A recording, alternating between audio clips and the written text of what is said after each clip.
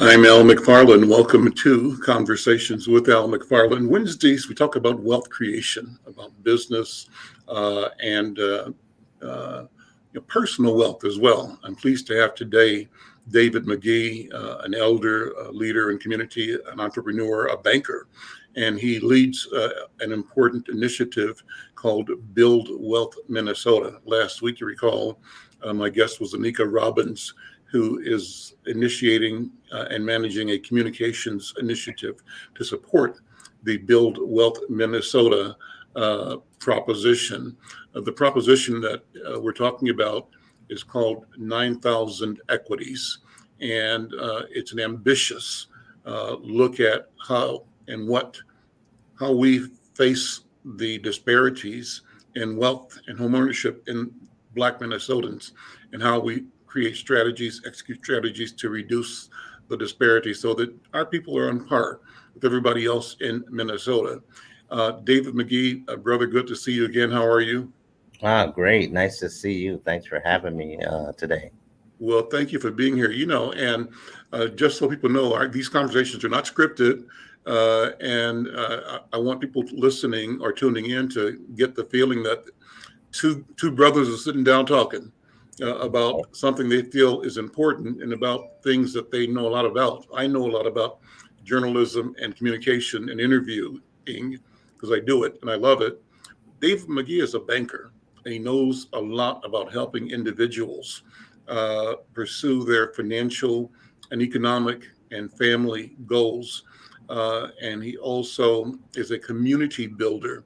He knows what working with individuals uh, and more individuals aggregates to. That aggregates to um, community in a way that changes the culture. And so that's kind of the orientation that I want to have in this conversation, talking about, the vision and the details of Build Wealth Minnesota. I want people who are listening to be able to call you up, David, or reach out to you via email and see how what you're doing uh, can serve them and or how they can support what you're doing to create transformation in our community. And I want to speak in a way that people that are on the outside of the community who've admired the problem from afar or from the news can say, you know what, this is the way that I can be involved. This is how I can support it because I agree with the principle of the need to create wealth in the Black community. I agree with the need to move Black families into home ownership at a rate that's on par with the rest of Minnesota. I agree that wealth creation is primarily a function of home ownership in this country, and that as things stand right now in Minnesota and around the country, but particularly here, Black people have the short end of the stick. But we can address that. That's what I want to happen today.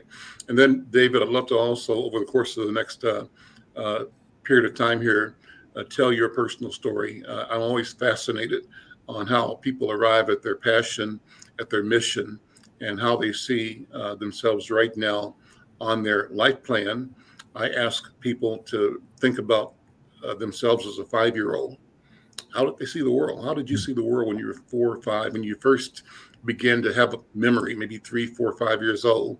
And what kind of dreams did you have? And how are you today a reflection of that early inspiration or envisioning?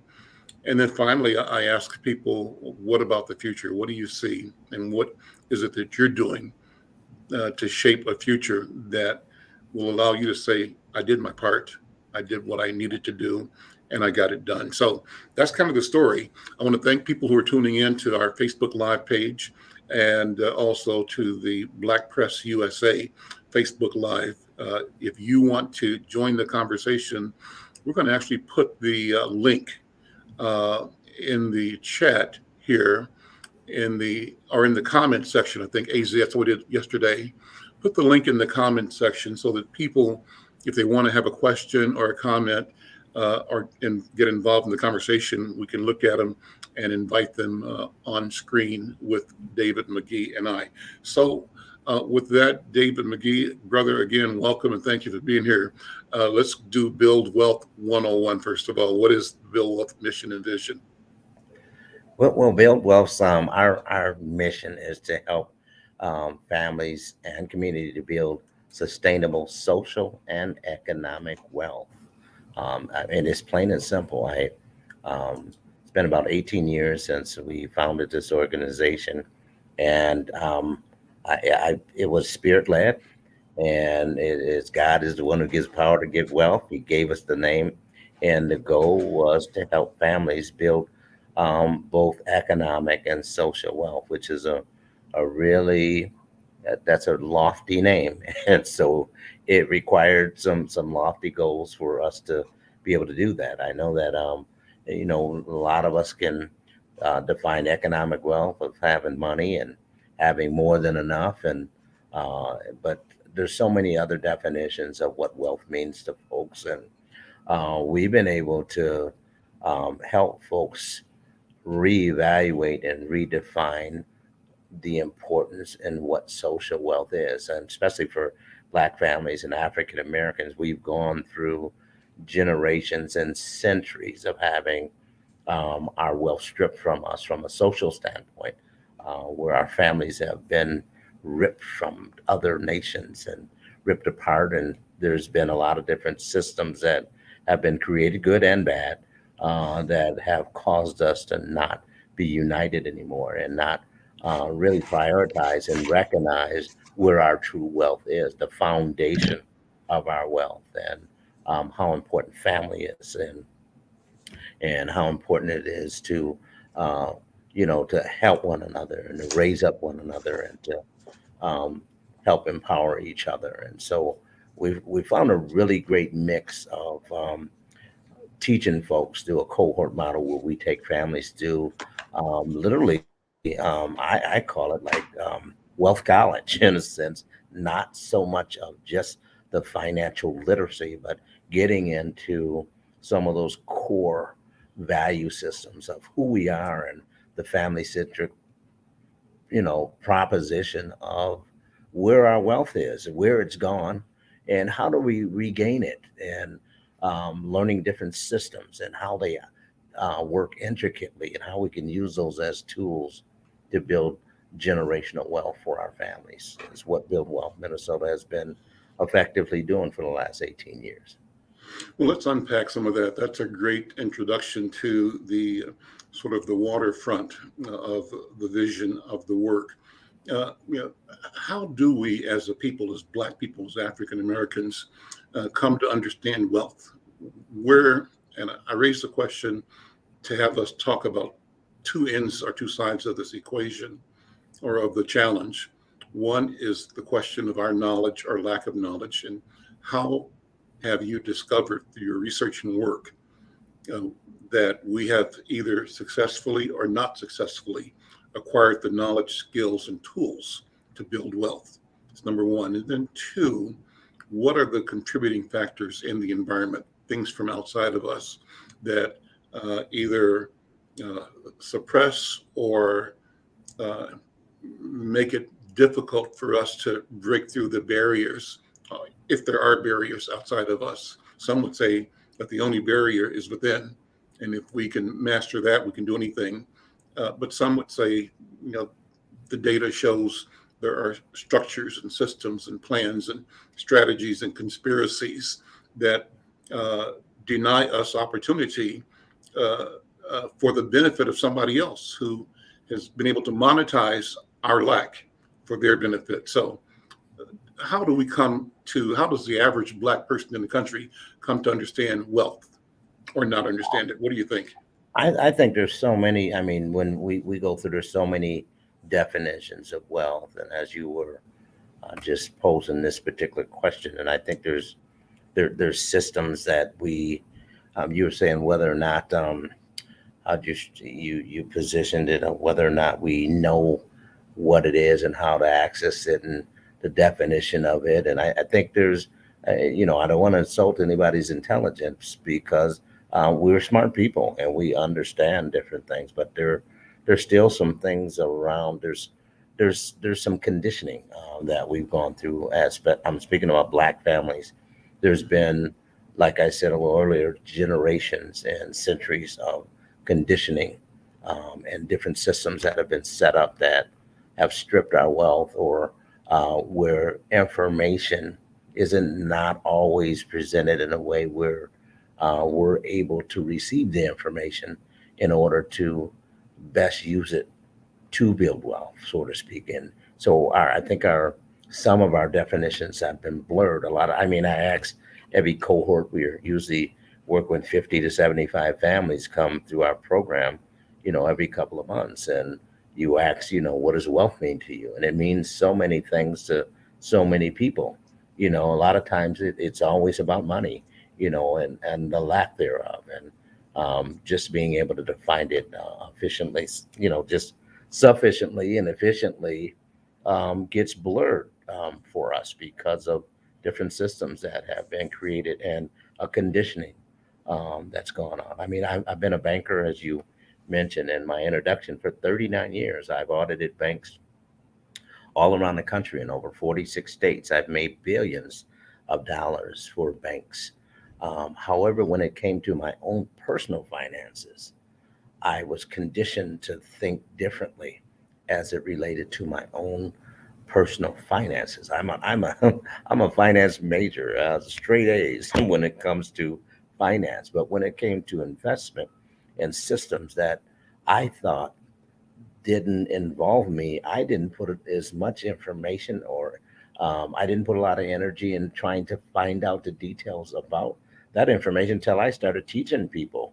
I started teaching folks back in 93, but then more aggressively over the last 15 years, getting into the details of some of my own personal challenges as an African American.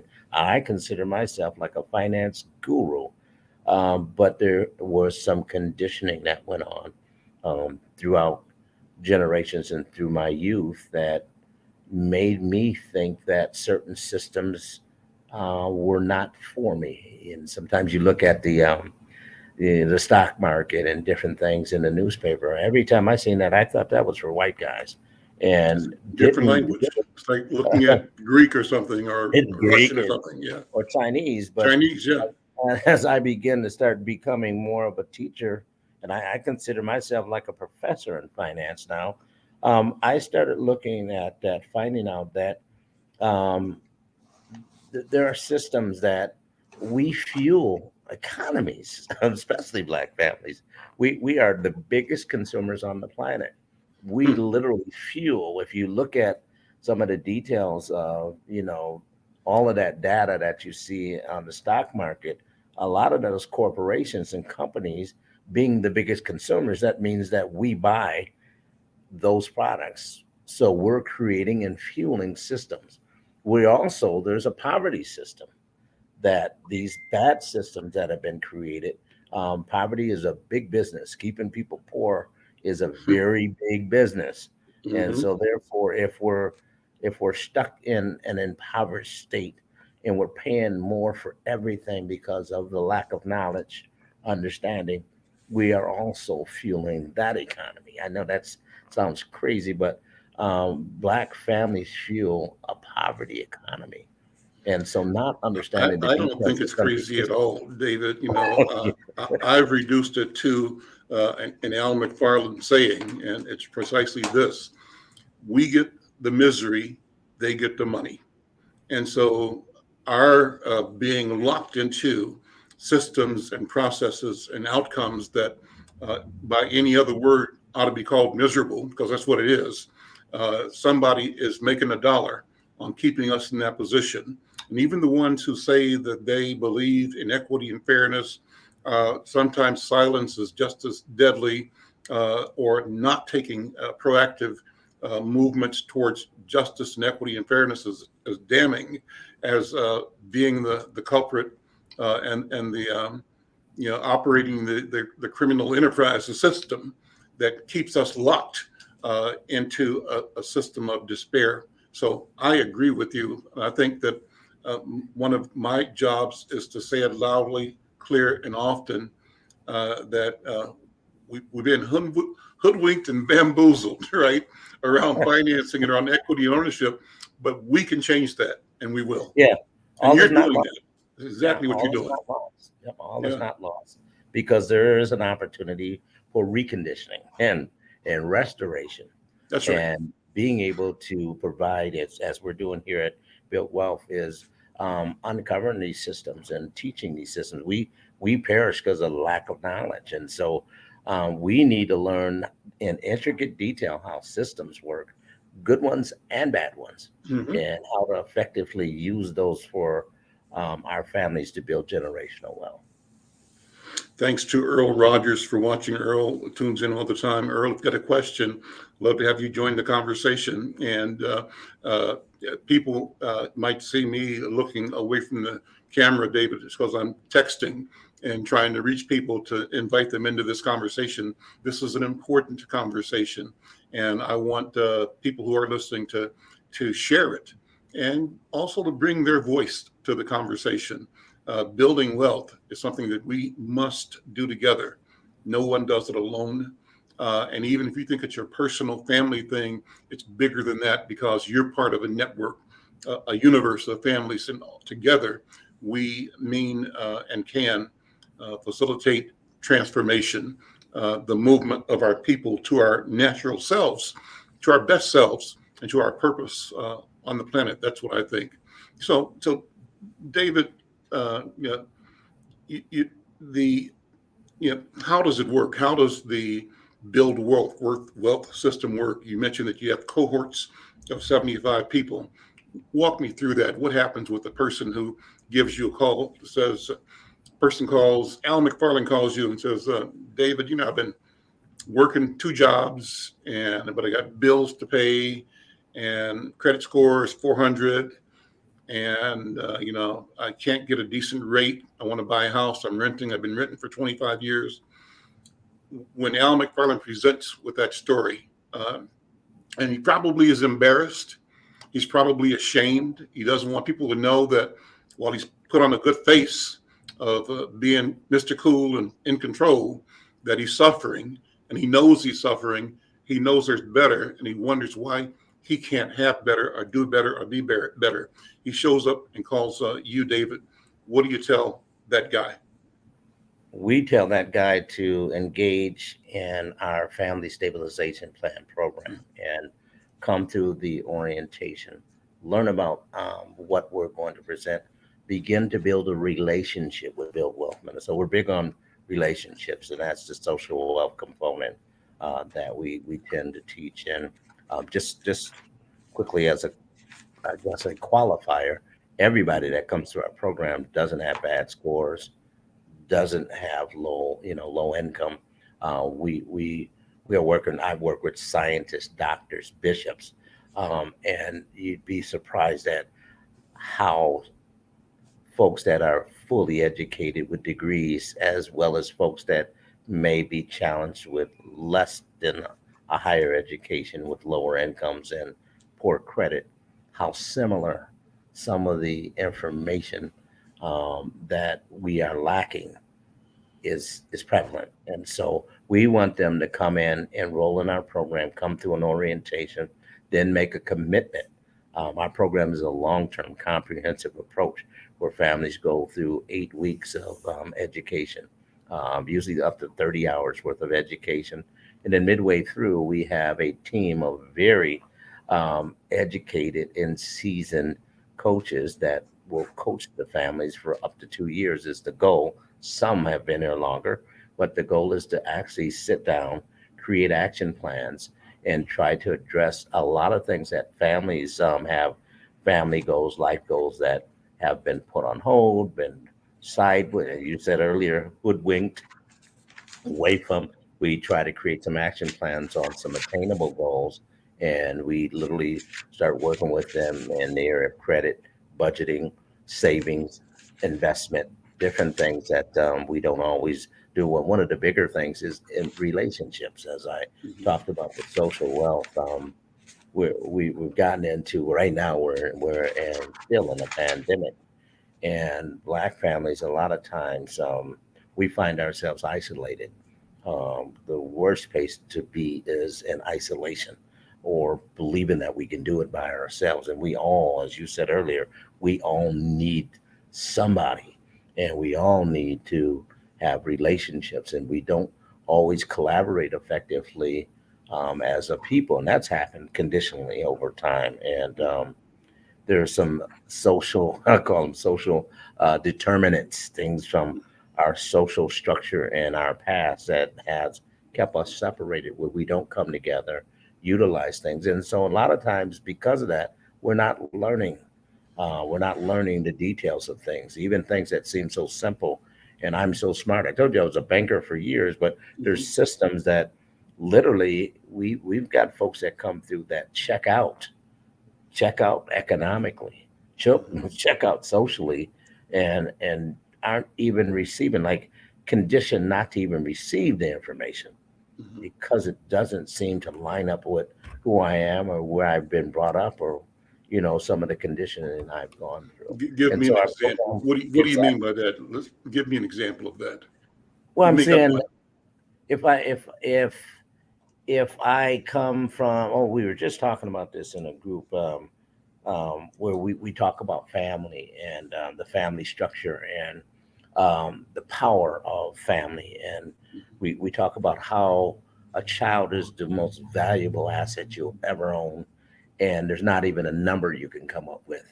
And people will agree with that. Yeah, my child is, you can't even write a check. Well, not a bad child, but most of our children, there's a value that exceeds anything that the world has to, the universe has to Mhm. offer. And so when we think about that, we're all somebody's children, so we have that same value.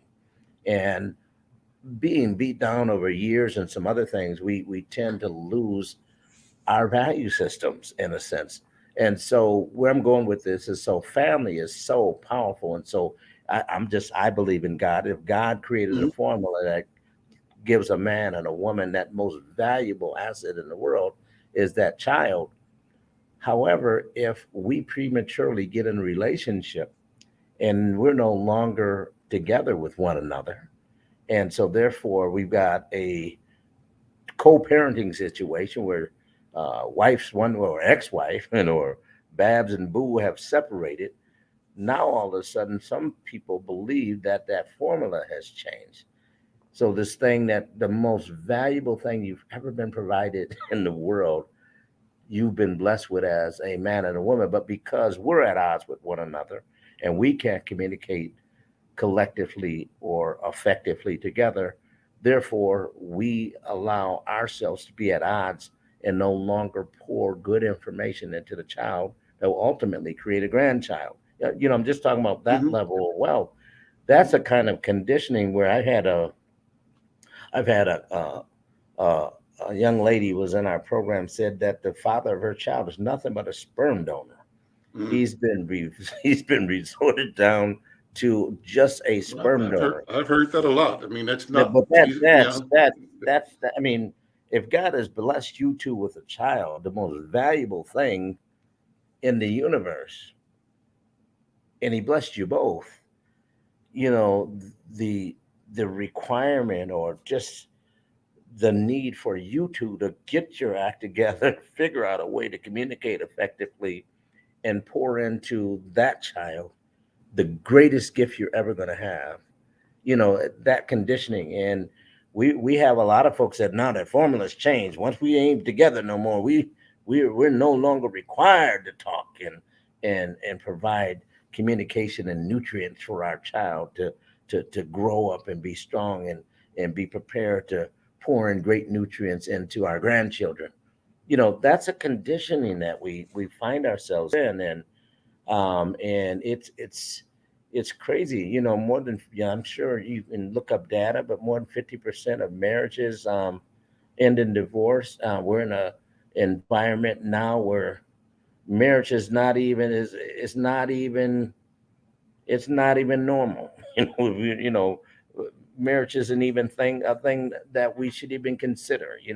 We're getting in to situations where we're having children before we even communicate effectively and learn Mhm. about each other. And so those are some things that um, are starting at the stage of just ripping and stripping us of wealth. And I know we get into the details of that in our programming as is setting the foundation of what we're trying to. I can't even teach. I'm an economic guy. I know economics. I'm a seasoned banker, but I can't pour economic knowledge and wisdom into a person if we can't get to the foundation of that social fabric that is the most important part. That's the priority. And if we lose that, how do you pour good information? It's almost like, how do you put good information into something that doesn't have a foundation? It's like building a house on sand, you know. So I guess I'm going a little on a tangent there, but this No, that's is cool. That's what this is all about, is stretching out and sharing your point of view. Let me acknowledge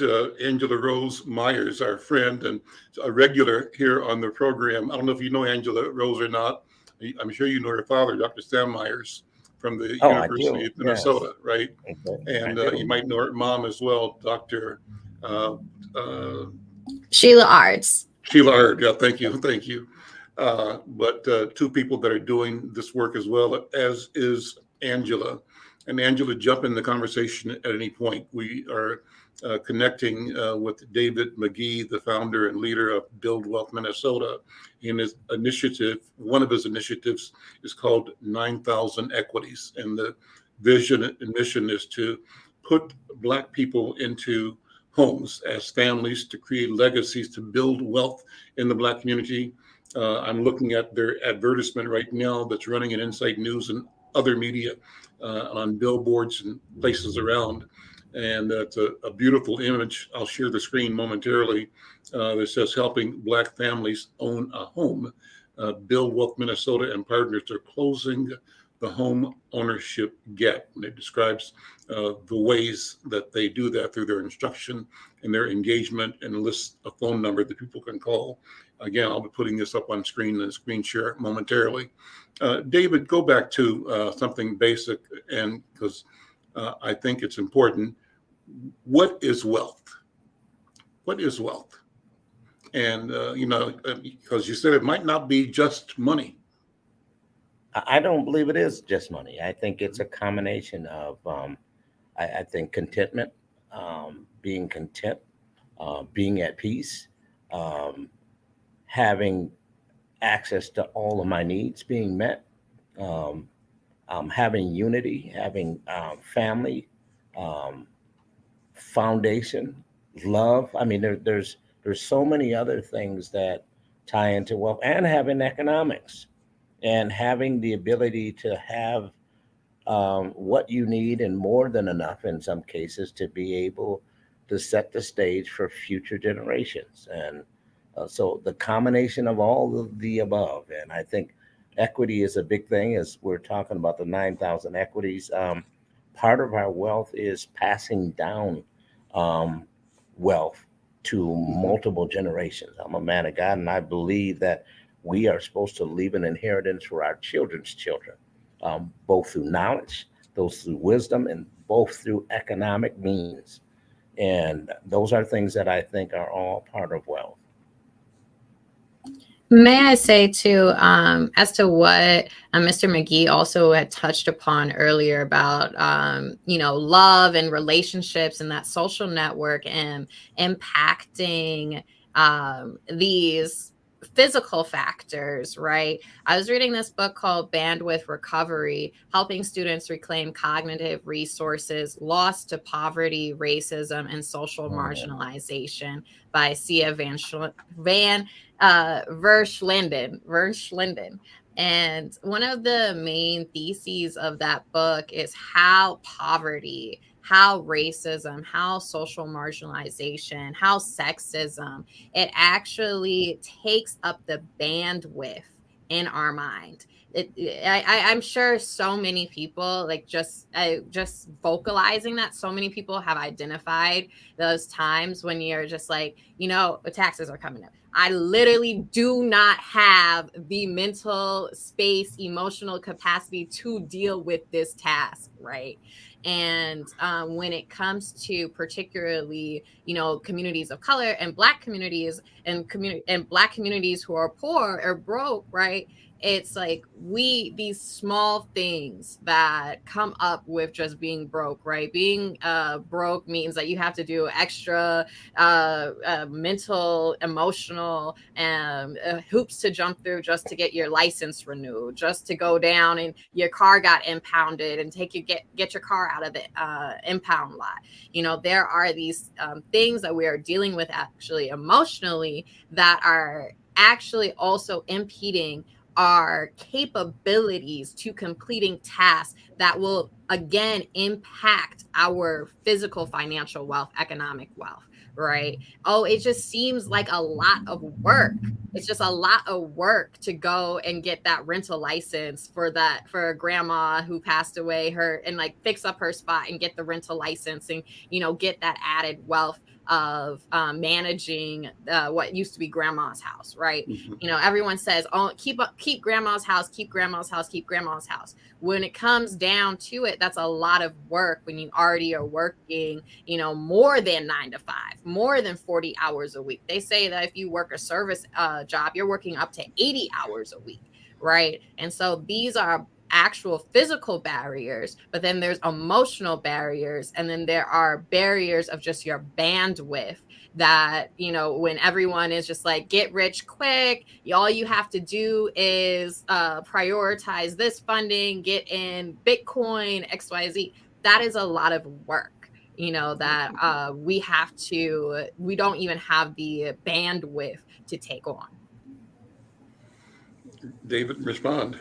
Well, I agree. I think you're right on the money. And as we deal with this in our program, we're trying to unpack a lot of that stuff in terms of time and spending time with one another and the need for that. And I know we go through an exercise in our program where, believe it or not, we spend there's 168 hours in a week, and we tend to spend less than 1 hour with grade school age children of ours, especially if we have more than one.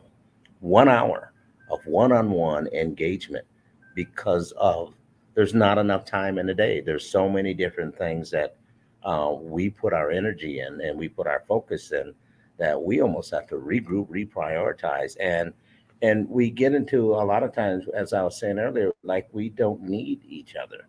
We have somebody. I don't need no man. Yes, you do. You need a man. You need a man. You need a man in the house. You need a husband.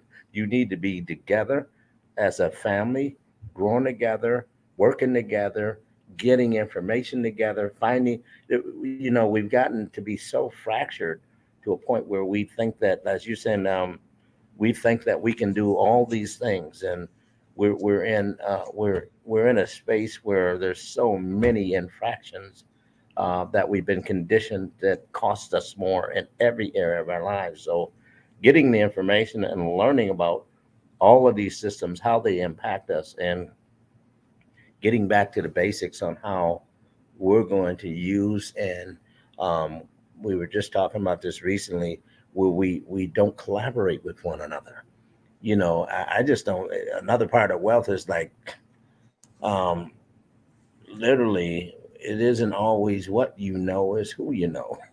So we don't even utilize our social wealth and our access to other people to help us to address some of the things like you just mentioned. There are systems and opportunities that people, we've become a resource hub, trying to accumulate as many resources and as many people that we know, to try to link people that kind of shorten, making a shorter distance to accessing different things by knowledge, and linking folks that things that I don't know. I don't know everything, but I know a whole bunch of folks who do. So the goal is to try to utilize relationships to be able to access things to help us when we're dealing and struggling with a lot of these different things. As you mentioned, dealing with grandma's house, if you don't know nothing about there are folks that have managed properties and may have more knowledge than you do, that can lighten your load in that area for your family in a number of different ways. But if you don't know, you don't know, and you walk away from it. Things get taken to taxes, and an asset that ought to be there to build and appreciate goes away. We give up our 40 acres and a mule so easily out of frustration and, as you say, David, out of lack of knowledge. And let's talk about knowledge again. I'm reading a book. Thank you for mentioning the book that you're reading, Angela. I'm reading a book called Wat Int Shemsh. I might not be saying it properly. I don't know if you can see it there. Wat Int Shemsh. And the subtitle is Myth, History, Philosophy, and Literature, The African Record. And it's by this writer named Aikwe Arma. I wasn't familiar with him until a few days ago, but I'm just being bowled over by the power of his analysis, his approach to the question of what it means to be a human being and what it means for African people to understand who we are, that the who we are and the lack of knowledge are not by accident, David. It's a result of a competing system, worldview that values power over knowledge, that restricts and contrives knowledge and manages knowledge for the purpose of the acquisition and manipulation of power. And the book talks about an analysis of the way in the world of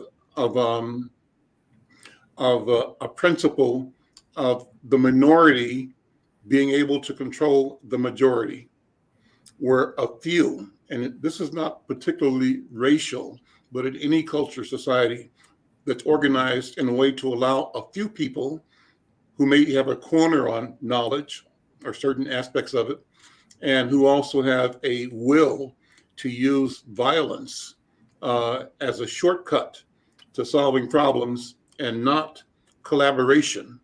You talked about the value of not being alone and the value of collaborating, working with others in your family and in community. And this book talks about that approach to life as a cultural norm and as a norm that some would say is slow.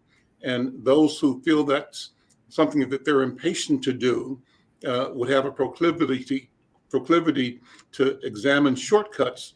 And the shortest shortcut is violence, violent behavior that immobilizes large numbers of people and acquires power, resources, and the ability to be in charge to the disadvantage of the masses. So it's an interesting book. Let me read just a little off the back cover. It says that, Wat in Shemsh means the way of companions. And the way of companions, both on the individual level, the family level, the historic level, this way comes out of hieroglyphics. And this is knowledge that predates the dynastic period of African and world civilization. And the proposition of the book is that we simply, and I believe you're doing this, David, have to rediscover some principles that guided us and humanity for eons. We can discover those again and with intention, do the planning for not only the next generation, but for the next 10, 20, 30, maybe 1,000 generations. If we think that way, intend that, and then take one step at a time in the direction, but the step has to be in concert with each other, not in contest with each other. So that's the principle. Is there a path that talks about companionship, the way of companionship? That's what that means. Wat in Shemsha is the way of the companion. How do we walk in the spirit of companion? And that's so rich because it means it in the way you just described as a man and woman as companion, but it also means it as a philosophy and as a practice where you agree that everything takes the time and requires the time for companionship to undergird and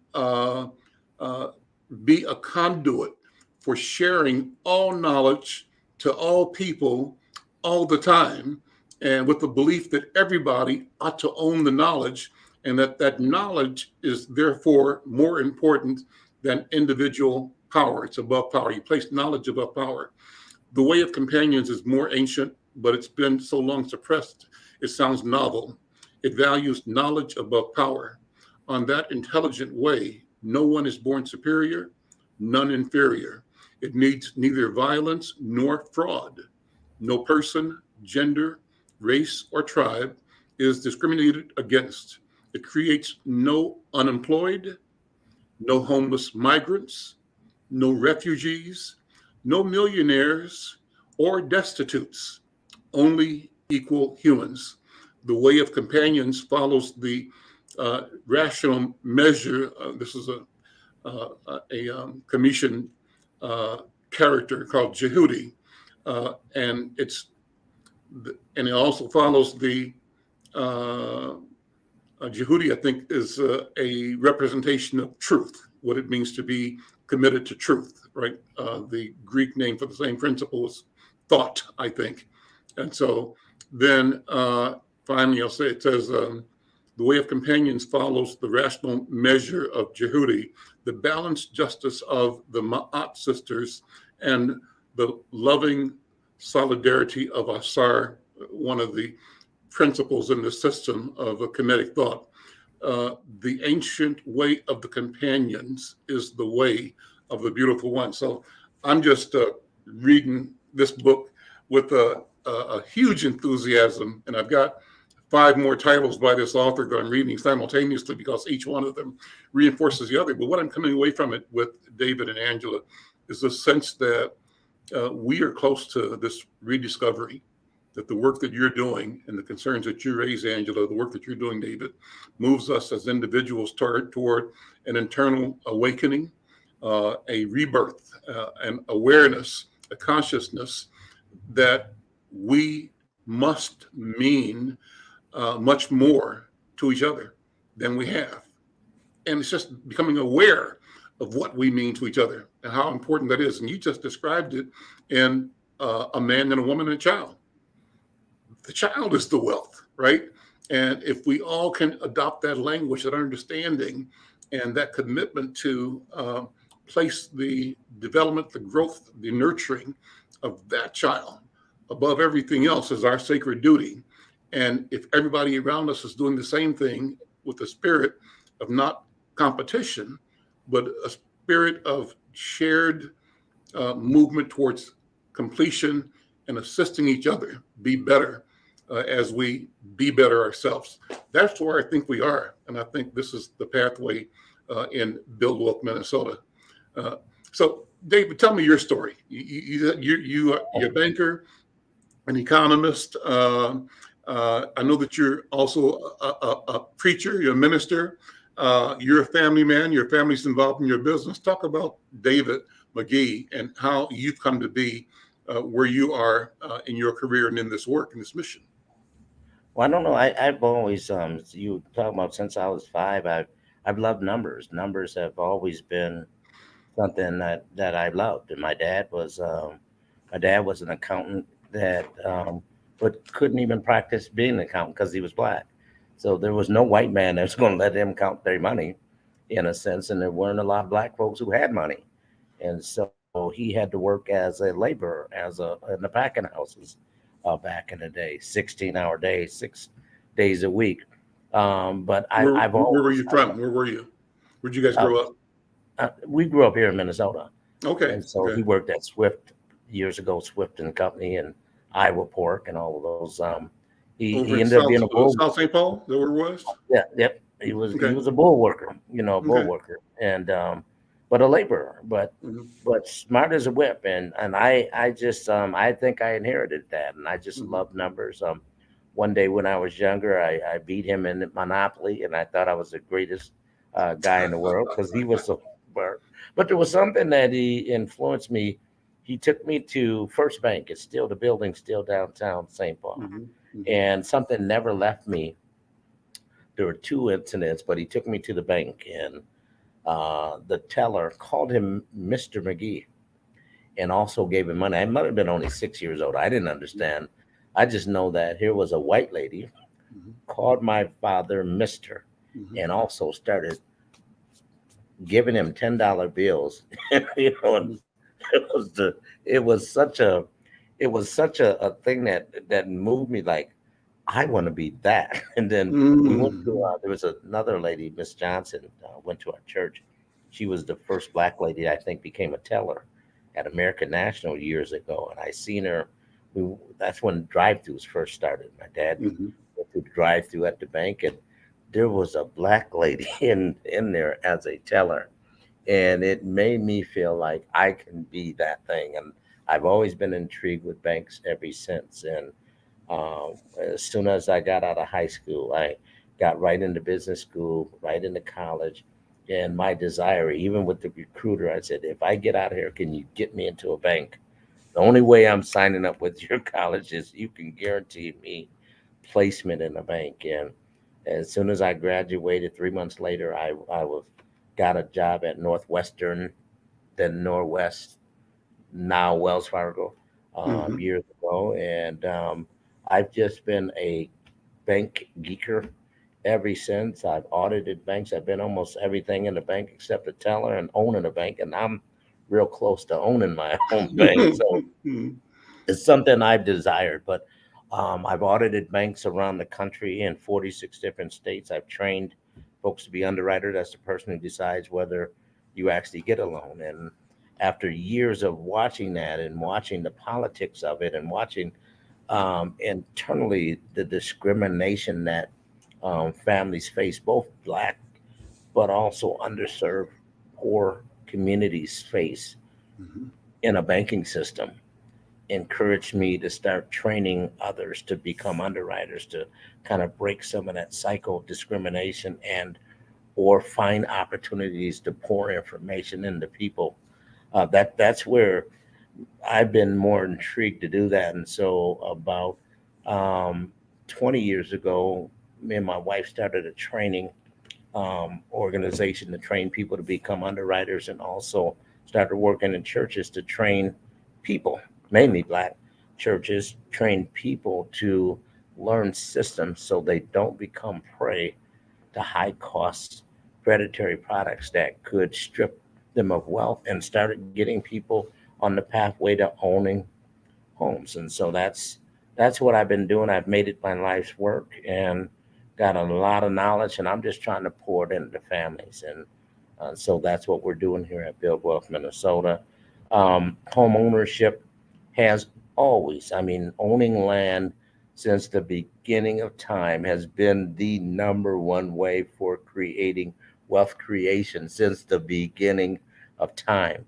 When you think about land, where does gold come from? Land.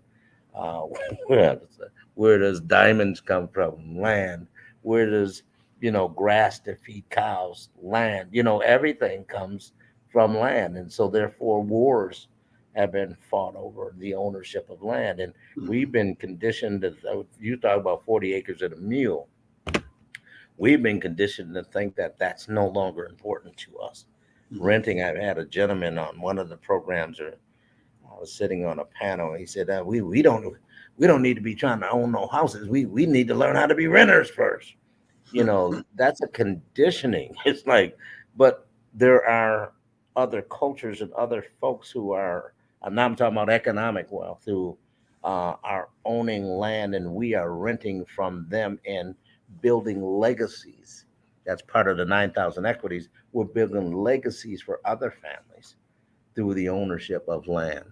And so I've just made it my life's work to try to educate folk, not just throw people in houses, but help people get into homes. And as you've seen, the 9,000 equities is to get 9,000 families in the homes, 9,000 families into 9,000 homes to create 9,000 legacies, because the equity and using with knowledge, the equity that you build in a home has the ability to be used as a legacy to buy more land, or send children to college, or reduce debt and no longer use debt. And there's so many things that can be accomplished with owning a land, even if it's your grandmother's property, owning it properly, managing it properly, and utilizing it, and understanding the systems of equity and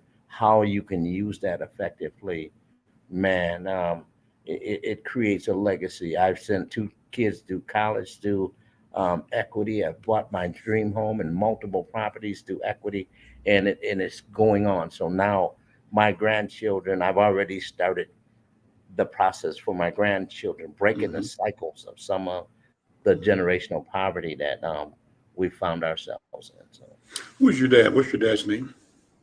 Paul McGee. Talk And you may about know the my brother, Paul McGee, was a Congo player, and I think he played with some of your brothers. my brothers were Wayne, those guys, right, right, Yeah, right. yeah. Uh, the talk about the McGee family, your father's line and your mom's line as well. And Angela, jump in whenever you want to. This is, we're just Well, talking here, so jump in.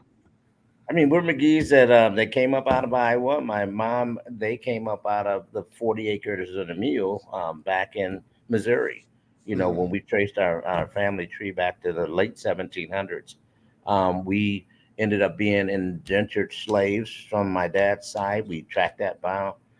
We were landowners on my mom's side, and we also were ultimately ended up being indentured slaves sooner than others because we were some of my great grandparents actually were horse traders and horse trainers, Mhm. and so that came up from that area. I think my And dad where Tennessee or Mississippi, or what part of the country in are the they in? mines, all throughout Missouri and Okay. that region. And my Hmm. dad actually they were working and they were miners. They came from miners and became, I think, indentured servants of Irish folks Hmm. that came here to America early on. Hmm. So that were down in the Iowa mines and some other things like that. So That's a very common story that you'll hear amongst Black folk in the U.S. is that history of, someone had land at one point, and even just in the realization of after slavery and during Jim Crow, some folks' land was taken from them, thank you. Yeah, right? yeah. And it's John Powell, who used to be at the University of Minnesota, who's now at Berkeley, and he actually calls that era of Jim Crow, and then also right now, continuing until now, of the economic devastation of Blacks. It's not segregation; it was white opportunity hoarding, right? Okay. Yeah. So, when you're talking about like the Tulsa massacre, when you're talking about how even like the Gullah Geechee in South Carolina had their land stolen from them. There was a lot of Black farmers that were in Minnesota during the early 1900s.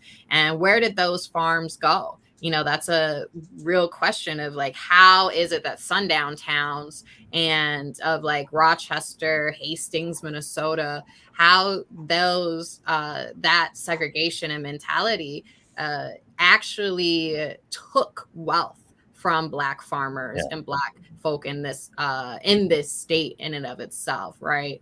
And Yeah. so it's a very common story, but it's not just, I think how we learn about it in history is like, oh, it was just segregation, it was just racism, right? Just racism. Well, racism was foundational, yes, to it, but again, there was economic ramifications and economic justifications to this terror.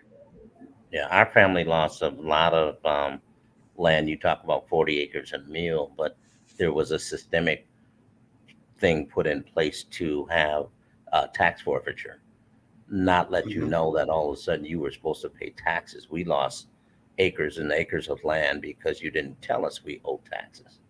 And then you have until Friday to pay the taxes or you lose the land. And we've been, that's happened a lot in our family on both sides. And in my family in Mississippi, in Sunflower, the story I heard, and I don't know, I haven't researched it, so I can't, say this more than just a story that's passed down. My grandfather, my mother's dad, was murdered, poisoned, and he was in that community a person who had productive land that he owned. And once he was killed, uh, the rest of the family didn't have the knowledge or the tools to keep the property, and by some way or another, uh, they couldn't maintain or sustain their ownership of the property, and one by one had to get out, and come to Kansas City's where most of my family went to, some to Detroit. But the same thing is being looked at with a degree of contempt because you were self-sufficient, and his attitude, I am told, reflected a certain sense of confidence in himself, of self-sufficiency, and the ability to not feel like he had to take low. And take low is the operative word, because that was tantamount to staying alive. And if you didn't and couldn't and wouldn't, you had the Emmett Till experience, right? Crossing the line. So that happened in our family as well. So, David, let's talk about the future. What do you see in the future? And Angela, you too, because I think that you represent, the continued unfolding of the knowledge work that we're doing. And I see you, Angela, as one of the fearless ones who is committed and clear, articulate, confident, and I think because of the Angelas and the grandchildren of David McGee and the grandchildren of Al McFarlane, our future, I think, is one of promise and hope. No matter how daunting the challenges and the strife in the world is, I believe our future is the solution, not only for our people, but as we explore and demonstrate and reveal what healing is and what it means, and how to both heal and be healed. Our healing is a healing is creating a process, a way of knowledge that will benefit all humanity. David, what do you see in the future? What's the logical outcome of your work? I mean, right now, education, education, education. So I'm on a mission. I've made this my life's work. As you know, I know we were going to be talking about 9,000 equities. It's critical that we're reconditioning, restoration, and we're not harboring in that place. We're teaching about wealth. We're teaching people about systems, and it is our goal. Minnesota just happens to have the worst disparities in the country around home ownership, and so we are creating opportunities for. We're trying to close the disparity gap by 15%, and hopefully set the pathway where it closes in our lifetime, if not definitely my children's lifetime. And so we are trying to get families to understand the home ownership system and trying to get 9,000 Black families into home ownership so they can start setting up these legacies and start taking back with knowledge this ownership and getting this economic wealth and setting up the stage for generational wealth creation. And I think right now the value of houses in our marketplace are going up at an alarming rate. And many people are going to be priced completely out of home ownership. And so time is of the essence. And so we're trying to educate as many people as we can. We've created a loan pool and a team of local folks that very knowledgeable, have made this their life work. A number of different partners and funders and folks in the philanthropic arena and some banks. I think I heard you say that you've already put together a $100 million fund or initiative. There's a $100 million pool of resources that we have pulled together to help families get this going, and it's a $2.5 billion initiative to get this going. But we got to start somewhere, and I think we've got a really good hefty start on this project. And so you're going to see us all over billboards and newspapers and commercials and a number of different places. So 9,000 equities. So as you see it, be sure to reach out to us and check into it and try to get your family engaged. AZ, can you share that screen? I've got the screen share up, but I'm not seeing it. Are you all seeing my screen share? There it is. Yeah. Okay. Yeah. That's the message. Yeah. Angela, what do you think? Give me your thoughts. Yes, my first thoughts are basically to something that you had said earlier about the community wealth.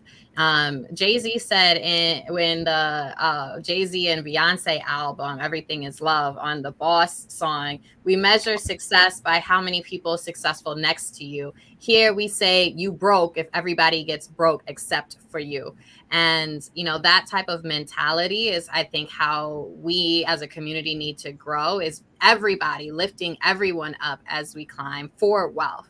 And I think of wealth as you could be broke, but not hungry if you wealthy. So like me, I would just be very honest. Like, I don't have a job right now. I'm in graduate school. But I'm able to, be in a position where I own 2 properties in Minneapolis, and renting out those properties and living with my mom, right, is what I'm able to do to feed myself.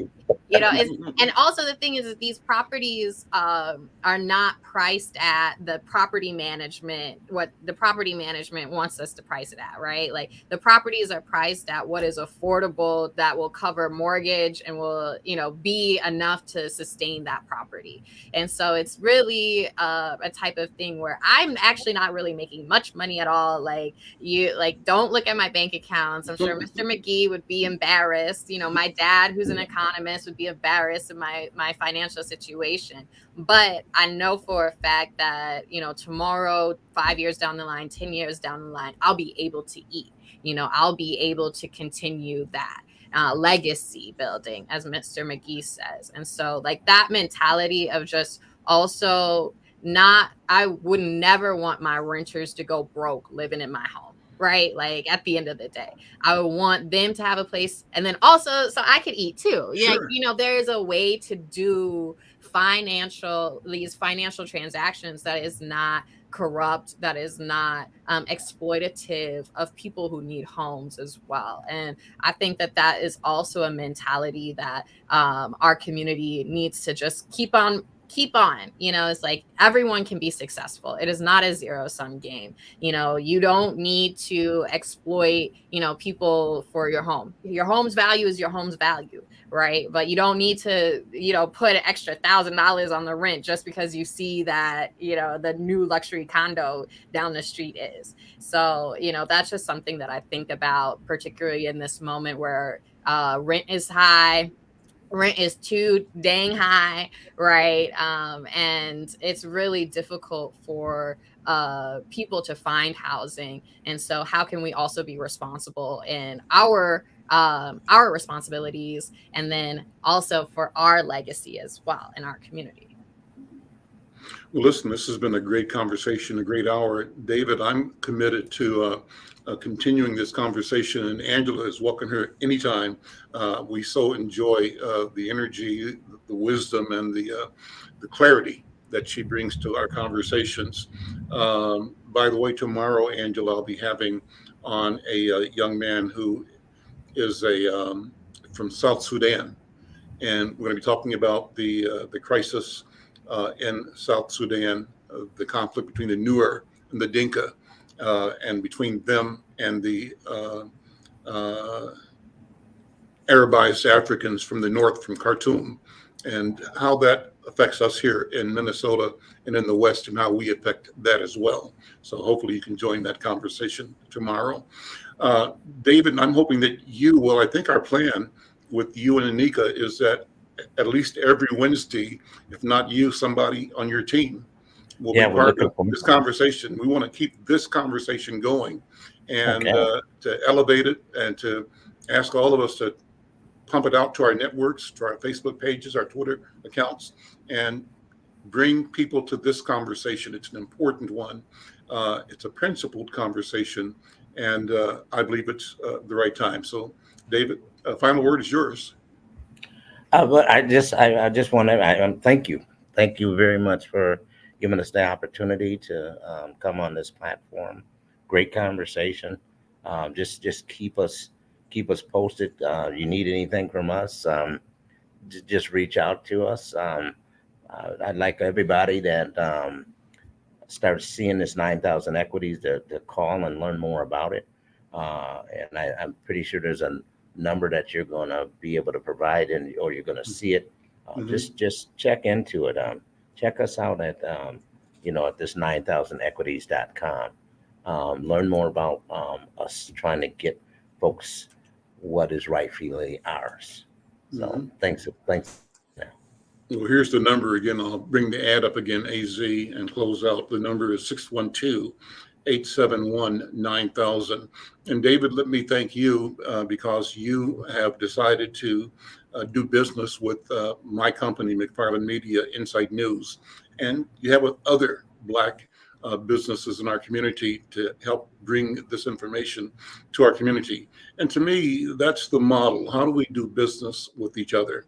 So I'm grateful for the opportunity to work with you and to have our work also include a business that you're doing. You're buying advertising in my newspaper, and I'm doing whatever I can to support and make sure that this initiative is known and successful. That's how we build it together.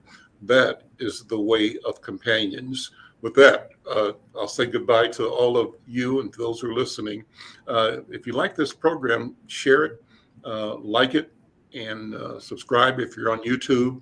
We're also sharing this to our national audience through Black Press USA. And so we're glad to have that conversation, the link as well. And what I want to do is just bring other people, David, maybe people you've worked with in the past that helped shape your thoughts or sharpen your thoughts. They might be in Chicago or Detroit or in London, or people that might have been mentors of yours or who you have been mentors for that have energy and an analysis. My goal is to create a narrative, a conversation that gives our people the vocabulary to articulate our interest and our future in a way in which we win. And I say that winning for us might not be the same as winning for them. Winning for us is when everybody is fed, everybody is housed, everybody knows justice, everybody knows peace, everybody knows joy. That's what winning is from my point of view. Listen, we'll see you all next time. Take care. Thank you. Bye now. All right, bye-bye.